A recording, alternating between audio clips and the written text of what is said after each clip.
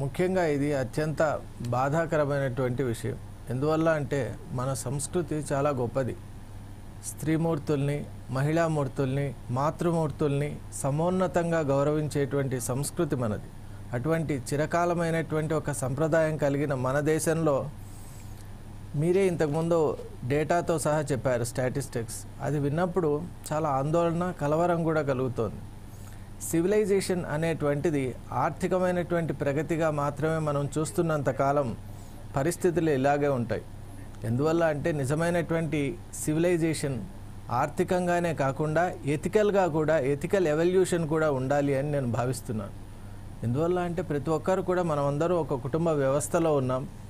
మన ఇంట్లో ఉన్నటువంటి వాళ్ళని మనం ఎలా చూసుకుంటామో అదే భావనతో గనక మనం ఇతరులను కూడా చూడగలిగితే మనకు అద్భుతమైనటువంటి ఒక సమాజం ఏర్పడుతుంది.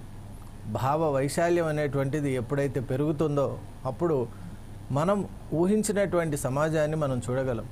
ఈరోజు మనం ఇక్కడ ఉన్నటువంటి ఈరోజు మనం మాట్లాడుకునే అంశాన్ని కనుక మనం పరిశీలనలోకి తీసుకుంటే ఇక్కడ ప్రధానంగా 2 అంశాలు ఉన్నాయి.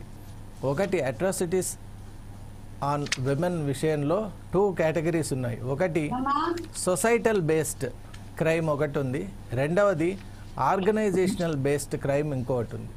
ఎందుకంటే ఎన్నోసార్లు అనేక కంపెనీస్కు వెళ్ళినప్పుడు అక్కడ పోష్ యాక్ట్ గురించి చాలా విస్తృతమైనటువంటి ప్రచారం చేశాం. ఆ ప్రోగ్రాంలో భాగంగానే అక్కడ ఉన్నటువంటి వాళ్ళల్లో చూస్తే మన వాళ్ళలో ఆర్గనైజేషన్స్లో వాళ్ళకు ఉన్నటువంటి టెక్నికల్ ఎక్స్పర్టైజ్ కానివ్వండి, డొమైన్ ఎక్స్పర్టైజ్ చాలా ఉంది. కానీ చాలామందికి ఆశ్చర్యం కలిగించే విషయం ఏంటంటే పాష్ యాక్ట్ గురించి అవగాహన కూడా లేకపోవడం. అసలు పాష్ యాక్ట్ యొక్క ఎలిమెంట్స్ ఏంటి, ఇంపార్టెన్స్ ఏంటి అనే, అలాగే ఇంటర్నల్ కోఆర్డినేషన్ కమిటీస్ ఐసీసీస్ అనేవి పెద్ద పెద్ద కంపెనీస్లో కూడా నామమాత్రంగా ఉండటం చాలా ఆశ్చర్యానికి గురి చేసింది. ఎందువల్ల అంటే మోడెస్టీ ఆఫ్ ఎ విమెన్ అనేది చాలా ముఖ్యం. కాన్స్టిట్యూషన్ నిజంగా చెప్పాలి అంటే ఇప్పుడు ఉన్నటువంటి భారతీయ న్యాయ సంహితలో కూడా డిఫరెంట్ సెక్షన్స్ ఉన్నాయి. కానీ ఇంప్లిమెంటేషన్ విషయంలో, ఎగ్జిక్యూషన్ విషయంలో జరిగేటువంటి జాప్యం ఏం చేస్తుందంటే మన ఎఫర్ట్నంతా కూడా నీరుగార్చేటువంటి ఒక ప్రయత్నం జరుగుతుంది.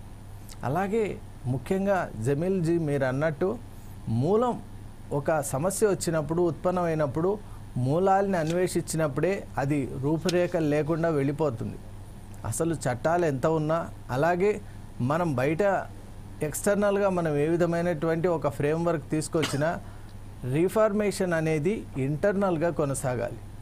ప్రతి మనిషి కూడా వాస్తవం ఏంటి, అసలు జరిగేటువంటి క్రైమ్ వెనక ఉన్నటువంటి ఆ డార్కర్ సైడ్ మనం ఎప్పుడైతే క్లియర్గా అర్థం చేయించి సొసైటీని ఒక ఎథికల్ ఫ్రేమ్వర్క్లో ప్రవేశపెట్టగలుగుతామో అప్పుడు చాలా మటుకు అద్భుతమైనటువంటి ఒక ప్రగతి పథం మనం చూడగలుగుతాం.